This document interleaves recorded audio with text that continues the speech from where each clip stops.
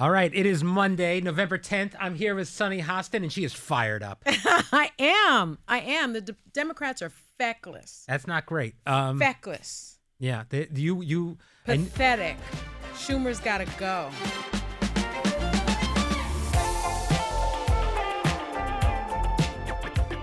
So this was your worst case scenario here, the idea that they would ostensibly take a deal that was offered a month ago and not get anything. Not only that, there is no real deal. There's no guarantee that the Republicans have to go back to the negotiating table to extend the subsidies. There's no agreement that they're going to extend the subsidies. And we know that they're not going to do it because Trump's master plan is to take away the Affordable Care Act. And even Marjorie Taylor Greene said that there is no plan, only concepts of a plan. It is such a loser move, in my opinion. Like, if Hakeem Jeffries could keep his caucus together, everyone in line, nobody capitulating, nobody moving, and Schumer lost 8. He didn't even vote with the 8. That says so much. You are the minority leader of the Senate, and you could not keep your caucus in line. It means it's time for him to go. All right. Is that your message to the Democratic leadership right now? Absolutely. Absolutely. Schumer is not an opposition party leader, and that's what we need. All right. Sorry. It gives me no pleasure to say that because I happen to personally like him. I have personally spent time with him. Friend of the show, Chuck Schumer. He's a friend of the show. When I gave a commencement speech at my alma mater, he was seated with me. I think he is a very nice person, but you think his time has it's passed? Time. Yeah. Yep. It's interesting because, and listen, we're seeing it. Nancy Pelosi's leaving Congress. It does seem like there's a shift happening. It's time. You know, a week ago, everyone was feeling like, because the way the elections went, that the public was blaming the Republicans for the shutdown. They were still blaming them as of Sunday. I mean, look at any poll. It was over 50%. It was, in my view, just the dumbest move. It was a loser move. I'm sorry. You know how they always say, Republicans fall in line. They fall in line. And Democrats don't, and they should have. We have Senator Fetterman on the show tomorrow. It'll be an interesting conversation. Very interesting. Now, he consistently was voting this way. This was not a flip for him. He was at least you got to give him that. He was, for whatever reason, he believed this was the right move. That he's a caver? Sure, I give him that. Well, yeah, it'll be an interesting conversation for sure. Tune in. Now, do you think this is going to change where the blame falls or no? Or do you think now it's going to be... I think so. I mean, when you have all of the momentum, you have no reason. Yes, of course, losing SNAP benefits is terrible, but the courts could have taken care of it because a federal judge had already ruled in favor of releasing the contingency funds. Right, there was a pause on the Supreme Court. Yeah, but that could have worked. And I believe in the court system, and there is a contingency fund. And in terms of the federal workers, there's a 2019 law that requires that federal workers be paid. So if they would have just stayed the course, eventually, I think the Republicans would have caved. And if they didn't, then it would all squarely be on their shoulders. Now you're sitting here asking me, what do I think? Do I think now that they share the blame? You see? So, and they should have never put themselves in that position. So now, okay, they saved, I don't know what they saved, actually. I don't know what they saved because the bottom line is millions and millions of Americans, over 40 million Americans, will lose their health care. Yes. No question. Well, I mean, hopefully not, but it does certainly seem like it's going in that direction. No, there's no hopefully not. They will. You think they won't even put the vote up, or you just think they'll vote? I don't even think, well, they're not guaranteed to, that's not part of the agreement, so they don't have to vote on it. And even if they vote on it, they're not going to vote for it. So if I were a Republican, I wouldn't even put the vote up. What do you make over this legal battle that happened over the weekend for SNAP benefits? Do you think that it would have eventually? Yes, I do. Yeah. It was very procedural. What everybody's saying, I don't understand what Justice Ketanji did. I don't understand what she did. You know, I don't want to get too legal nerdy, but when she was responsible for this particular district, they're sort of the federal districts are broken up per Supreme Court justice, and this case on appeal just happened to land in her district, and so she sent it back rather, and that sort of slowed it down. My sense is that means she didn't think the court had, that she had the votes for the court to release those funds, be my guess. And so by sending it back, that sort of saved the benefits. Oh, interesting. And so that's how I see it. And I spoke to Elie Mystal, who we've had on the show, who is a Supreme Court expert, one of my dear friends, and he agrees. You know, one thing you just said, you have faith in the courts. And one thing that restored my faith in the courts a little bit was this morning, the Supreme Court denied a bid from former Kentucky County Clerk Kim Davis. She's still around. It's funny. I started working here 10 years ago, and I think she was a hot topic on my very first show. It's, yeah. Come on, Kim Davis. What is, I mean, wow. Yeah. Give it up. Let it go. On the premiere episode I worked on, she was the main hot topic. Let it go, Kim But Davis. she was trying to get them to overturn the 2015 same-sex marriage ruling. They didn't give further comments on this. Were you surprised by the decision? No, and that's also like a legal nerdy thing. It's not unusual for the court to not grant what's called certiorari or certiorari to a case. They get so many cases that people want the Supreme Court to take up. And they get to choose whether or not they're going to take it up. And sometimes they choose to, like with affirmative action, and they chose to. What does it require? Is it a majority of the court that has to say they want to do it? Yeah. Just a simple majority. And we'll never hear exactly who voted where this way. That's interesting. No, you never hear. Yeah. So. We talked about Kim Kardashian today. Yeah. Trolling critics of her new show, All's Fair, and revealing that she failed the bar exam. Now, you and I were both around her talking about it at the table. And it was you were very supportive of her on the commercial break, I remember. Well, because, again, I don't agree with this sort of path that California allows. I think it's California and another state where you don't have to go to law school, you don't have to have gone to college, and you can intern with someone and then take a baby bar, which is akin to the LSAT, which is, by the way, like the entrance exam to law school, and it's probably the easiest exam of your law school career.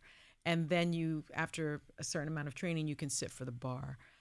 It's something that's been around for quite some time. If you think about it, like, Abraham Lincoln didn't go to law school. So, but the system has evolved. And I think it's really important to go to law school because you learn how to think, you take exams, you have a network of people.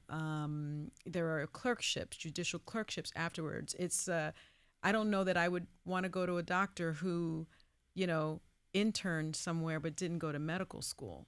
But that being said, I appreciate the fact that she is trying. She certainly took it seriously. She took it very seriously. My understanding is that she had a professor work with her for months, 12-hour days. So it's not like she didn't try to pass it, and it is not unusual for people to fail that bar in particular. There's such mythology around the bar in general. What do you remember about it? Because it was really hard. Yeah.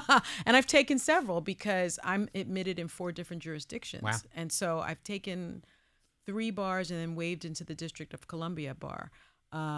It's really hard. And then you also take what's called a multi-state exam, which is like multiple choice questions on general law. So you 3 years of law school preparing, generally a year of a judicial clerkship preparing, and then when you get to a law firm or the government or wherever you're working, you don't go into court right away. I mean, it's years and years and years of training. Yeah. So I remember it just being the hardest exam of my law school career. And in law school, you only take 1 exam per class. So it's all writing on 1 exam. So you take contract law, and then at the end of the semester, you get 1 exam. And if you fail that exam, you fail the class. So it's just a very rigorous training that I think, if Kim were inclined, I would tell her, go to law school, because it's also the community is incredible as well. Sure.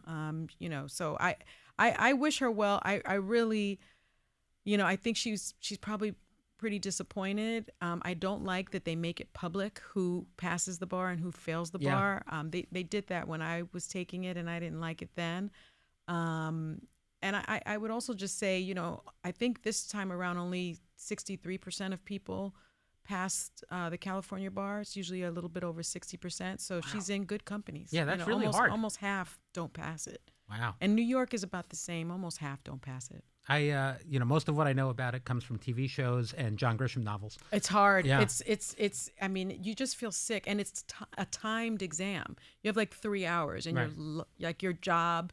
Like a lot of people, what people don't know is you get a job offer when you graduate from law school, and usually it's contingent on you passing the bar. So you're like working at a law firm, And you could then lose it. and then you could lose your job. I knew that from the firm. It's horrible. Oh gosh. All right. Well, It's one thing. horrible. So Kim Kardashian talked about how her failures haven't held her back. They've fueled her to work even harder. Yeah. Given the lifestyle she lives with reality television, most of her failures are public. They are public.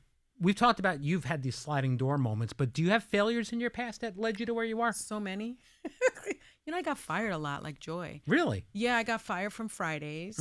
Oh, that I knew about. I got fired from O. Henry's Filmworks as well.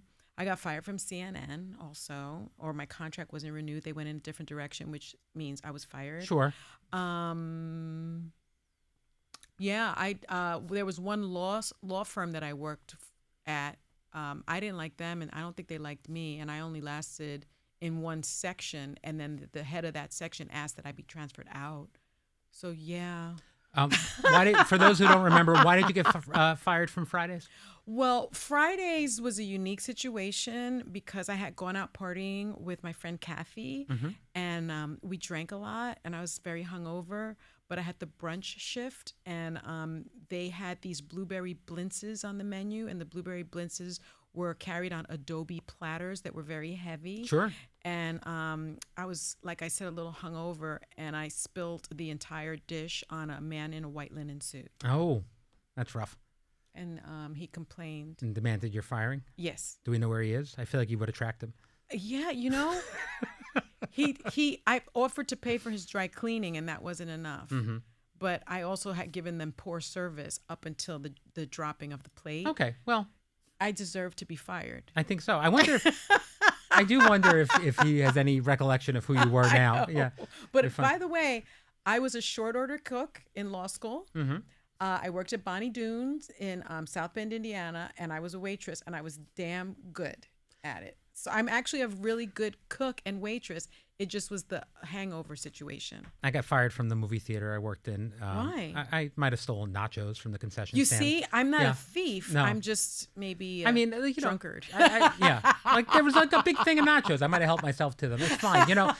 It's my girlfriend was working at concessions. She got away scot-free, by the way. But, Did she? Yeah. Oh, but that was a caper. Yeah. Well, I mean, That she was a joint caper. I think it was. I think it was. It was a conspiracy. She let me back there.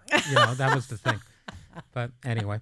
And look at how Look we at us landed. now. Look at how we landed. So Kim Kardashian, I mean, look, these things happen. And Exactly. you learn. You always learn more from failure than you do from success. Agreed. Always. All right, we have some listener questions. Okay. The first one asks, what would you say to a recent graduate who is entering the seemingly chaotic adult world? Oh. It is chaotic. Yeah, well, I have a graduate. You do? My son Gabriel graduated in May, and we have these talks all the time. It seems much harder today to just follow your passion. And I know that it is a privilege that I can tell my kid that, right? However, Gabriel is, as you know, extremely type A. And he Can't figure out where he got that from. he just won't chill out and do what I'm asking of him, to take a breather and go into the area that really lights you up, whatever that is, and take your time and not follow the money and not feel the pressure of, oh my God, I've got to get this job, because I told you he had all these job offers, and I know for a fact he would have hated every one of them and probably gotten fired, and that doesn't look good on your resume either. No. So I leave the nachos off of my resume. You're right. So I think that in this crazy world, I think you just, if you can, take your time and pursue what you really, really love to do. Figure out what you really, really love to do. And in the meantime, take the job at Fridays. Yeah. And take the job at the movie theater. Maybe live at home. And I know kids don't want to do that. They don't want to go back, live at home. And some kids can't do that, right? but maybe get 4 roommates and just knuckle it out and just try to follow your passion. I think that's really important. I think you're right. It is a luxury, and it is something that people don't always get to do. Yeah, my kid's working at a job I don't know that he loves. Yeah. See, I got to do it. And even your passions will drive you crazy. Let's be clear about this. Some days they'll drive you very crazy. But I think that it is. But you don't feel probably like you're, I don't know. I don't feel like I'm working here. You know, I don't wake up in the morning. I feel like I'm working here. But I don't wake but up not in when the I'm doing the podcast. I literally don't wake up in the morning. There have been jobs in the law field, not when I was a prosecutor, but law firm jobs. Where you don't want to get out of bed. Yeah. No, I don't want to go to work. And I will say, even with all the craziness here at The View, after 10 years, I don't wake up like that. No, and I'm proud of what we do, and that helps a lot too. Yeah. It's funny because my daughters, and they're so young, so there's so many things that can happen, but they both are really, they want to be performers. They're artists. They love it, and I do want them to fill their passions. There's definitely the part of my head that thinks, okay, well, that's great, but what's the real job going to be? But but that's the thing. There are real jobs there. And you know, my daughter's an artist. Yeah. Right? She's studying, and she's going to get her degree in art. It's amazing. And, you know, my husband feels much like you do. Like, when's the real job happen? She's been painting since she was 2 years old. That is her job. Sure. And that will be her job. And she's exhibited over the summers and has sold paintings and is making money. She can do it. But she herself is like, you know, maybe I should get a minor just in case. And that way, you know, I you know, just in case, 'cause it's going to be hard to make a living doing this. So my kids are those kids that are not listening to their mom. They're probably going to take other jobs that they're being practical. They're I very respect pragmatic. It a little bit too. They're very pragmatic. You know, listen, for me, like, I wanted to work in television. I knew nobody who worked in television. I had no connections. I had no anything. And I don't know that I expected to be doing exactly what I'm doing. Yeah. But you but I followed it. Yeah. Right. You knew. Like, I had a journalism degree. Wanted to be a journalist, and then I got the law bug. Then I did the law thing, and I've now blended the two. Not that many people get to do it, but I realized in the back of my head, I'm still pursuing what I always wanted to pursue. And on a bad day, you're still doing something you love, and that's important. Yeah, I think so too. It's important. So that's my advice. Just like, yeah, maybe that passion doesn't pay the bills right now. So just my father used to always say, McDonald's is always hiring. Yeah. You know, and that's why I took the TGIF Friday job. Right. I took that out of college, by the way, because I couldn't get a job in journalism.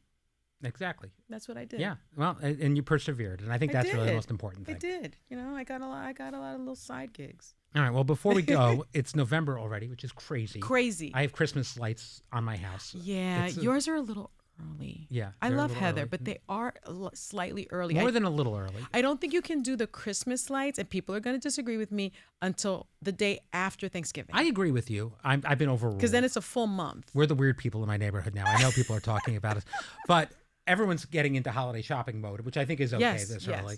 My mother is done with Christmas gifts, by the way. That's amazing. She's done.